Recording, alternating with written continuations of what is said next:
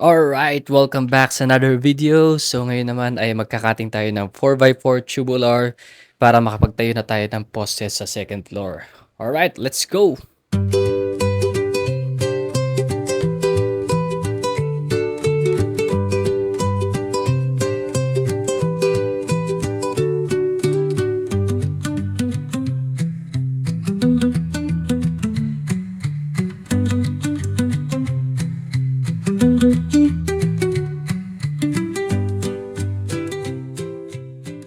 Ayan, update lang. Meron na tayong naputol na 10 feet para sa isa nating poste. So, 6 more to go. Prepare na natin yan para may kabit natin sa second floor. So yun, napagdugtong na natin yung poste sa ground floor at yung gagawin natin poste para sa support natin sa third floor. So gumagawa lang tayo ng bracket pampatibay ng ating support. Okay. So ngayon naman ay magwe-welding tayo ng bracket dahil pinutol natin sa kalahati yung 4x4 na tubular, 6 meters kasi yung haba niya, so mahirapan tayo na itayo yun. So ang ginawa natin is pinutol natin sa kalahati and gagawa tayo ng bracket niya para do sa connection. Alright. Finished product.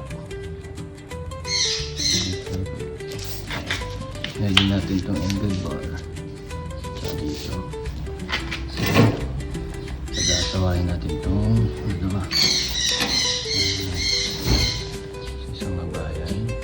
So sobrang haba. So hindi kaya na isang tayuan lang. So pinalahatin natin. Sige na lang yung pag-welding. Yes. So ngayon naman ay continuation lang tayo ng ginagawa nating poste para sa third floor. So inabangan na natin siya ng butas para sa pagsusuksukan ng mga beam. So para pag inangat natin siya sa third floor is hindi na tayo mahirapan. So ngayon makikita nyo naka-apron na ako kasi yung tilamsik ng grinder is nakakasunog sa mga damit. So makikita nyo naman naka-pink pa ako nyan. With matching face shield tsaka mask pa yan para protektado talaga tayo.